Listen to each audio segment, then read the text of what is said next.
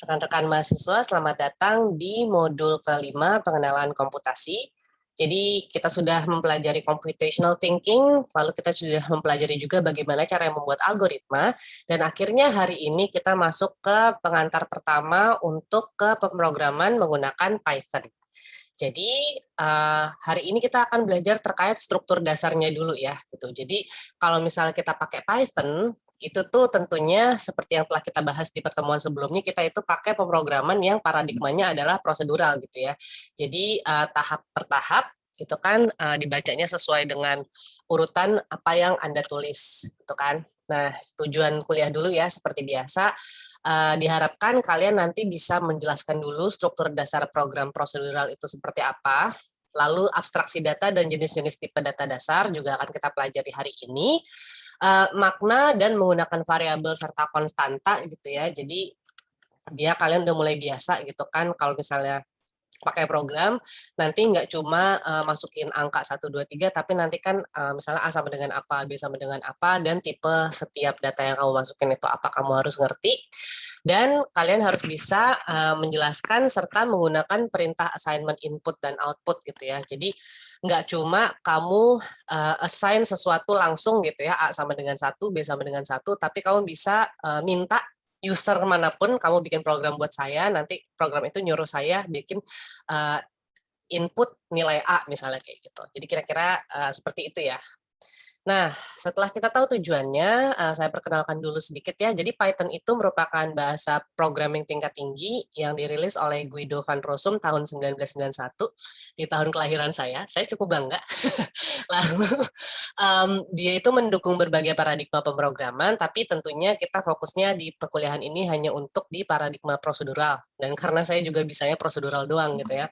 Nah, interpreternya itu dia itu pokoknya uh, bisa tersedia dalam beragam sistem operasi, dan biasanya tuh dia tuh sama-sama punya indentasi. Jadi kalau misalnya buat indentasi itu kayak misalnya kalian kalau ingat kemarin gitu ya, saya bisa nulis-nulis di sini nggak? Misalnya kalau mau pakai if ya, if sesuatu gitu kan, nah nanti jawabannya itu dia akan ada kayak tab-nya gitu loh, ada kayak indentasi gitu ya. Jadi si tab-nya ini bukan tertulis tapi kayak, nah dia tuh baru ke sini, else if gitu misalnya, atau kalau nggak salah elif kalau misalnya di sini ya. Kalau di MATLAB tuh else if dia baru di sini lagi, habis itu baru terakhirnya misalnya else gitu kan.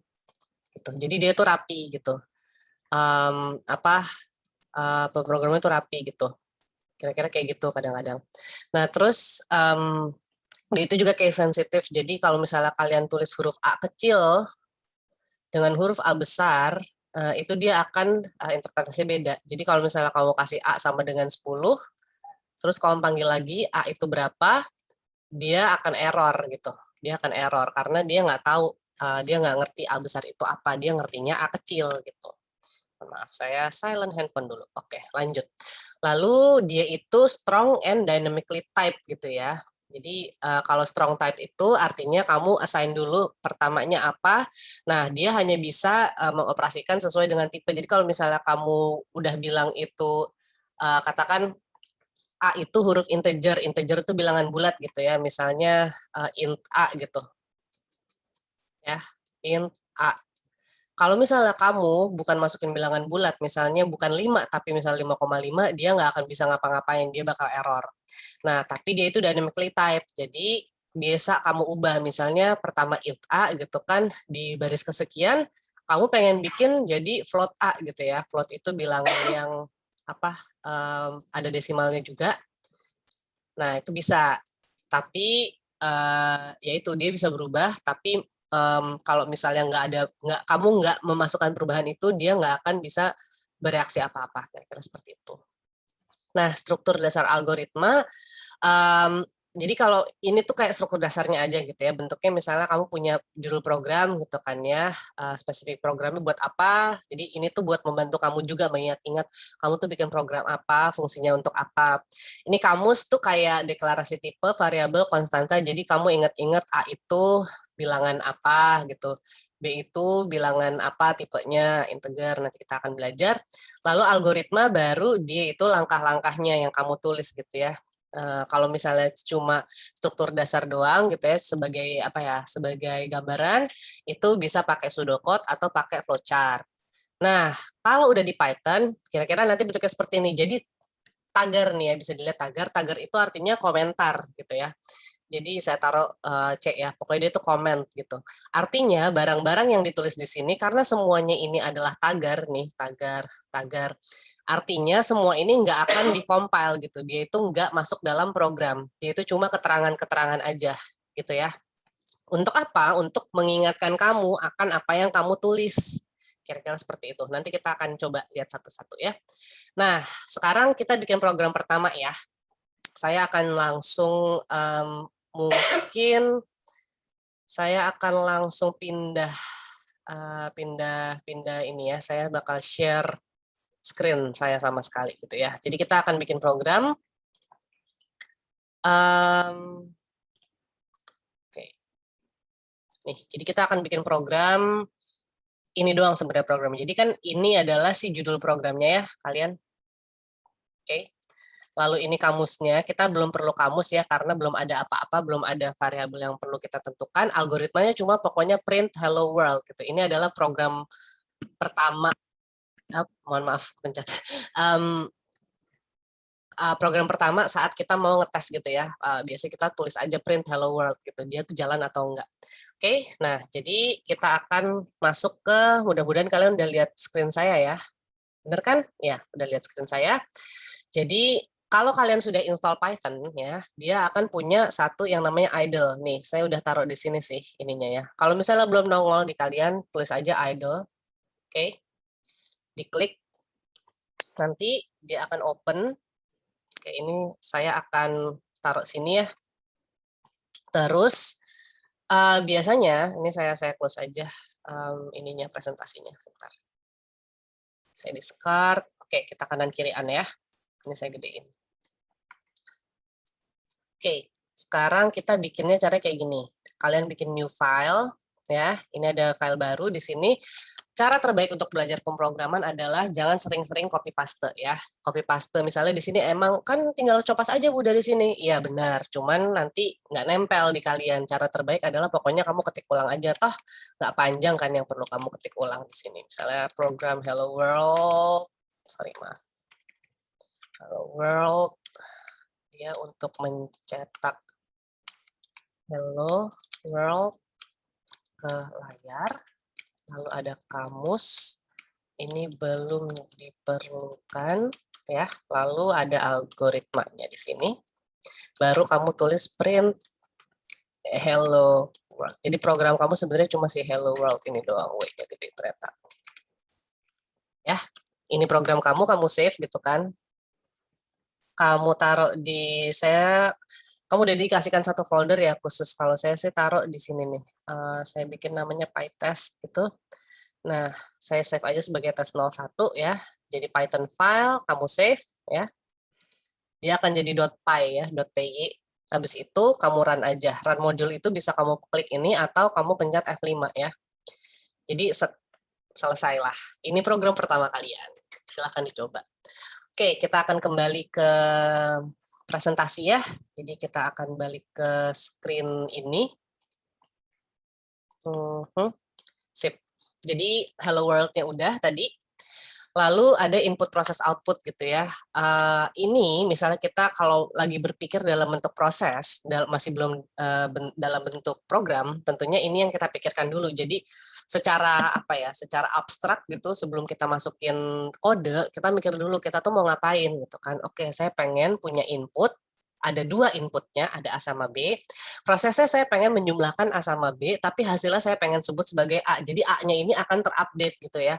A yang kamu masukin gitu ya, nanti akan terbarukan karena dia itu udah ditambah B. Sementara B-nya akan tetap nilainya. Ngerti ya? Nah, Python-nya strukturnya kira-kira akan seperti ini gitu. Jadi kita bisa langsung coba aja gitu ya nanti. Terus flowchart-nya dulu gitu ya. Flowchart-nya itu pokoknya gini. Kalau misalnya kita ngomongin flowchart, lagi-lagi semua tergantung bentuknya gitu ya. Jadi bentuk itu ada artinya.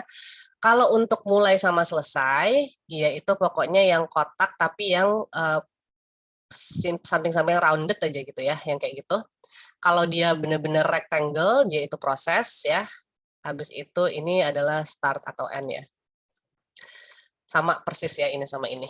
Terus dia ada proses. Nah, ini yang baru nih ya. Kalian belum pernah lihat jejer genjang. Ini adalah input atau output. Oke. Habis itu ini adalah percabangan ya, pilihan if ini, if itu, dan ini adalah alurnya gitu ya. Jadi dari mulai pasti input dulu, lalu ada proses, habis itu ada output dan selesai. Itu program singkat itu biasanya seperti itu. Nah, jadi yang tadi itu kalau misalnya kita lihat kira-kira bentuk kanan dulu ya, kita lihat kanan dulu karena itu yang paling gampang. Bentuk flowchart-nya adalah kita mulai, kamu masukin input A dan input B ya, minta orang input. Lalu nanti operasinya adalah A ditambah B sama dengan A, lalu outputnya akan A dan B baru gitu ya. Dan ini kurang lebih adalah strukturnya. Strukturnya kamu kasih judul, jangan lupa biar kamu juga nggak lupa program kamu. Kamusnya juga kamu taruh bahwa A sama B itu adalah integer gitu ya. Karena sekarang kamu udah pakai variabel nih, kamu udah nggak cuma masukin angka doang atau nggak cuma hello world doang gitu ya. Tapi kamu pengen ngasih tahu bahwa ada variabel A dan B biar nggak lupa.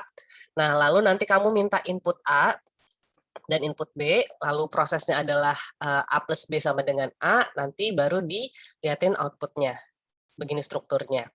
Nah, programnya kira-kira seperti ini. Jadi, program tes spesifikasinya apa gitu kan, kamusnya itu bahwa A sama B itu dua-duanya integer, baru algoritmanya kamu taruh. Nah, ini adalah untuk nandain gitu bahwa lagi-lagi hashtag itu artinya atau tagar itu artinya komentar gitu ya. Jadi dia nggak akan di-execute gitu lah. Dia cuma ngasih tahu bahwa orang perlu input gitu.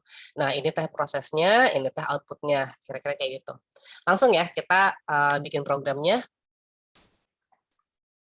Kita bikin program baru. Ya, jadi lagi-lagi sebisa mungkin jangan copas. Karena itu akan menodai proses berpikir kamu. Sayang banget. Program tes misalnya ya. Spesifikasi menghitung nilai A dan B. Kamusnya A itu integer, terus habis itu B juga integer. Algoritmamu adalah A sama dengan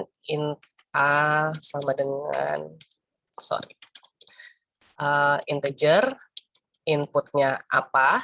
Nah ya, terus kamu bisa kasih tab ya, biar rapi. Input, oke. Lalu B sama juga, B itu juga integer. Kalau minta input orang lain juga gitu ya. Terus proses kamu bisa kasih spasi biar jelas gitu ya. Terus B. Ups. Nah, kadang-kadang kalau kamu ngasih tab itu setelah variabel, dia mikir, oh dia mau ngasih fungsi kali, padahal enggak gitu ya. Jadi bisa kamu spasi dulu sebelum tab, habis itu terakhir baru nanti di print A-nya. Itu kan. Ini outputmu. Dan print B. Oke ya, kita coba run. Kita save dulu programnya. Save itu Ctrl S tadi. Udah kebiasaan saya. Saya taruh ke PyTest juga, tes 02 misalnya. Oke, ini kita akan langsung run ya. Run itu ini atau F5. Nah, kalian langsung dihadapkan dengan sesuatu yang kosong. Kenapa? Karena kalian kan nggak ngasih tahu tadi ya, disuruh ngapain. Jadi, pokoknya kalau misalnya kalian lihat, oh kalian butuh input yang dalam bentuk integer gitu ya. Misalnya integer bilangan bulat, misalnya 2 gitu ya. A itu 2, B itu misalnya apa? 5 gitu ya. Dan akhirnya di print A yang baru, karena A ditambah B itu nggak kelihatan jadi ya, prosesnya itu nggak kelihatan, karena yang di print itu cuma benar-benar output-outputnya aja. Jadi langsung outputnya itu karena A itu adalah A ditambah B, jadi 7, dan B-nya tetap 5. Nah, untuk memperjelas, biasanya kamu juga bisa nih ngedit programnya. Misalnya kayak paling gampang aja kayak tadi, kita print gitu ya. Masukkan nilai A dalam bentuk integer misalnya gitu ya. Di situ kalian, kalau misalnya ini mah kan karena kalian udah tahu, ini adalah nilai B gitu ya. Oke. Nanti di bawahnya juga ini bisa. nilai A adalah, nah, jadi yang kreatif-kreatif gini yang akan dapat nilai tambah tentunya ya. Karena itu hal kecil tapi menandakan bahwa kalian care gitu, celah care. Oke, saya langsung F5 aja ya. Nah, langsung beda kan, oh saya ngerti, saya diminta masukin nilai A, 2. Oke, saya masukin integernya beda 10 gitu. Nah, nilai A-nya 10, nilai A-nya 12, nilai B-nya 10. Kira-kira seperti itu. Lalu balik lagi ke sini, ini sudah di slide terakhir ya. Jadi setelah kalian bisa membuat program sederhana seperti tadi, jadi kalau misalnya di komentar yang tagar-tagar tadi gitu ya, itu tuh nggak dieksekusi lagi-lagi, tapi dia itu bisa jadi keterangan yang sangat-sangat membantu gitu ya. Biasanya komentar itu ditulisnya per baris atau di sebelah kanan program yang sudah selesai kamu buat. Jadi kayak tadi ini ya. Jadi misalnya di sini saya taruh, sorry itu ada muka saya tutupan, tapi intinya kayak ini kan ada input nih, ini tetap akan di-run karena tagarnya itu setelahnya. Nah, ini yang nggak akan di-run. Nah, ini juga, ini akan di-run, ini yang nggak akan di-run. Jadi tagar itu membantu banget untuk mengingat-ingat programnya itu ngapain aja, kapan kamu mesti input, kapan output akan keluar. Kira-kira seperti itu, silahkan 2 contoh tersebut dicoba, dan kita akan ketemu lagi di segmen selanjutnya.